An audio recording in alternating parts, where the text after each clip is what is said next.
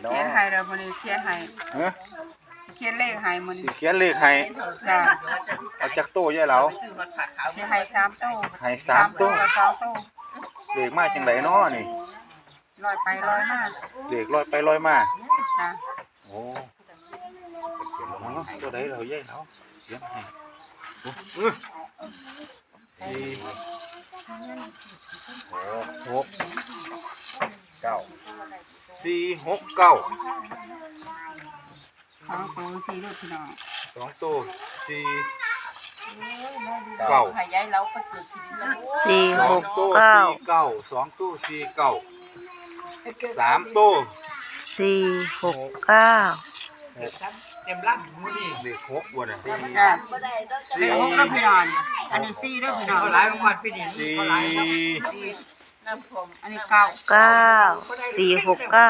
สี่เก้า เก้าเดี๋ยวเราเขียนให้ ตัดอันนั้นเด้อพี่น้อง ฮะ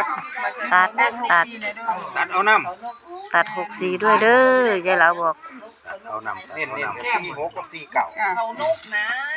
สี่หกกับสี่เก่า อ่ะตัวใดบอกพี่น้องแน่ยายเหลาสิเขียนนี่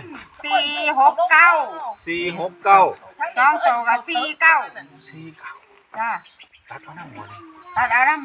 ตัดตัวใดให้พี่ ำ น้ ตั อ ด ง เนี่ยตัด46แน่นี่ 46น้ำ จ้า โอ้อ่ะยายเหลาบอกเด้องวดวันที่ใช่ยายเหลา